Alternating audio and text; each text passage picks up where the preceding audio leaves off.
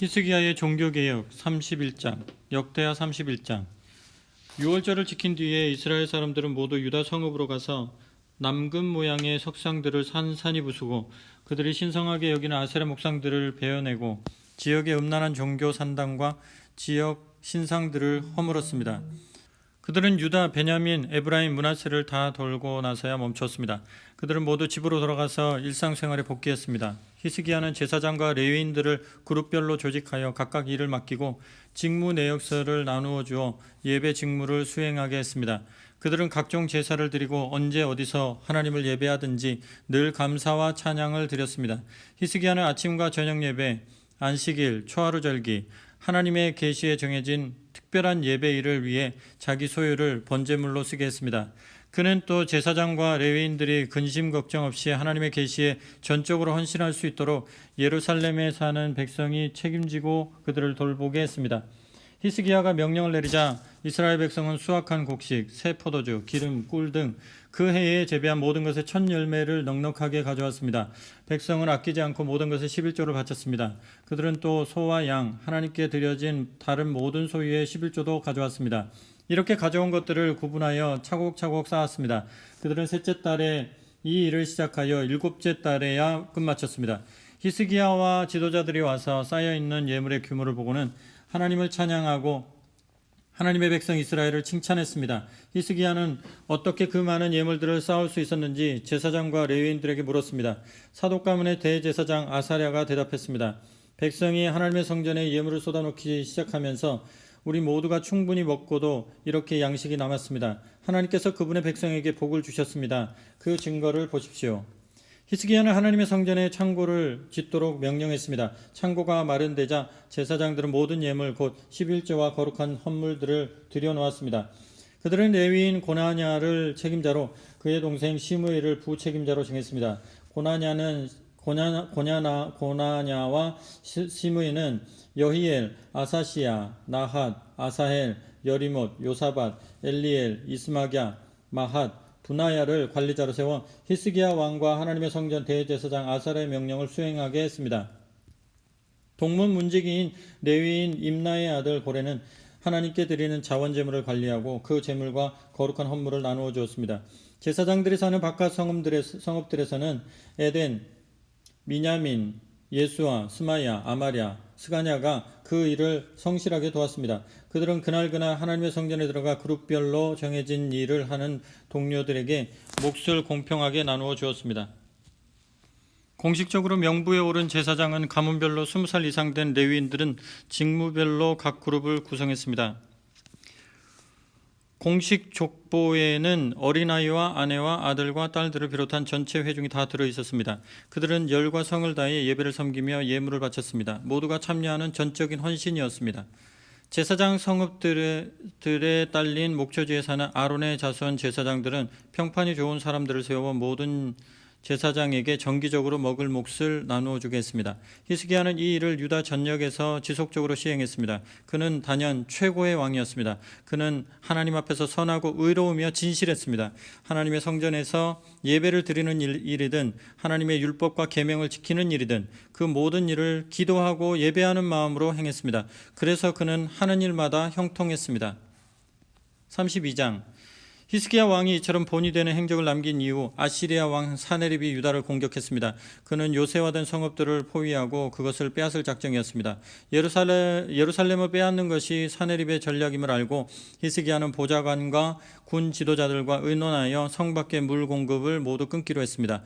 그들은 그 방책을 좋게 여겼습니다. 많은 사람들이 몰려나가 샘을 막고 수로를 허물었습니다. 그들이 말했습니다. 아시리아 왕들이 쳐들어와서 이 물을 얻게 할 수는 없지 않은가? 히스기야는 또 성벽의 파손된 부분을 모두 보수하고 그 위에 방어망대를 쌓고 외곽으로 방벽을 쌓았습니다. 그리고 옛 다윗성의 방어시설을 보강했습니다.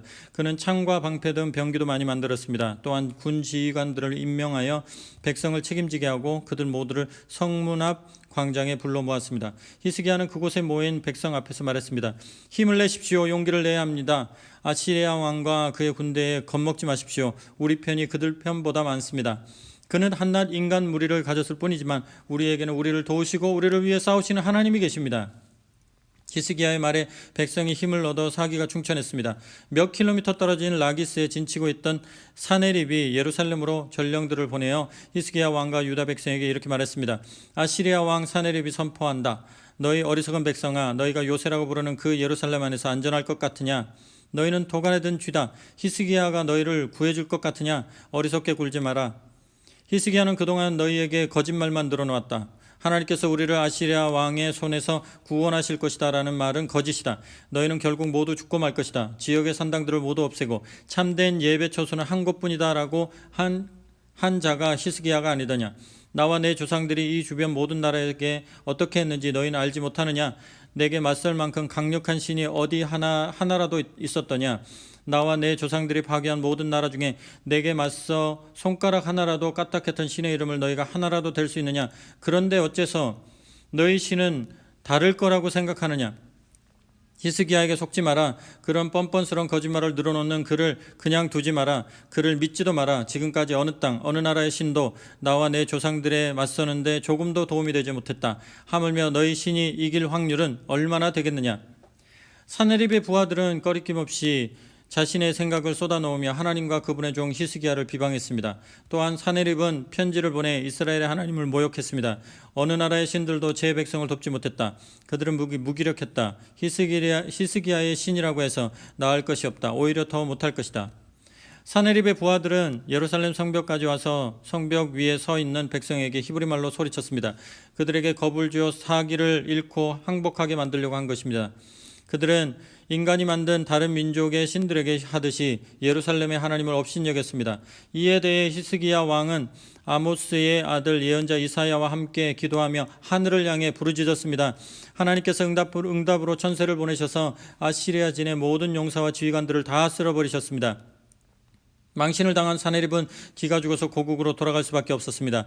그가 자기 신의 신전에 들어갔을 때 그의 친아들들이 그를 죽였습니다. 하나님께서는 이렇게 히스기야와 예루살렘 주민들을 아시리아 왕 사네립과 다른 모든 자에게서 구원하셨습니다. 그분은 계속해서 그들을 보살펴 주셨습니다. 사람들은 하나님을 예배할 예물과 유다 왕 히스기야에게 줄 값비싼 선물들을 가지고 예루살렘에 몰려들었습니다. 주변 모든 나라들이 깊이 감동했고 히스기야는 널리 명성을 얻었습니다.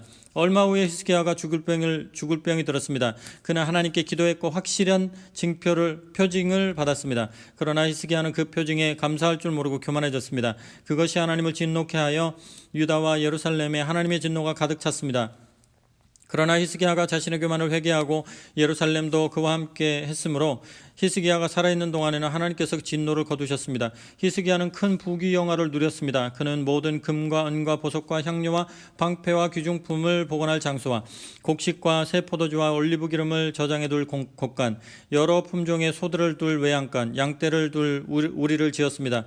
그는 자신을 위해 성읍들을 짓고 양떼와 소떼 보유량도 크게 늘렸습니다. 하나님은 그를 큰 부자가 되게 해주셨습니다. 기온샘 위쪽 물줄기의 방향을 틀어서 다윗성 서쪽으로 돌린 것도 히스기야였습니다. 그가 손대는 일마다 다 잘 되었습니다. 그러나 바빌론 통치자들이 그 전에 있었던 하나님의 기적에 대해 알아보려고 사절단을 보냈을 때 하나님은 히스기야가 어떻게 하는지 보려고 그를 내버려 두셨습니다. 그의 마음을 시험하고자 하신 것입니다.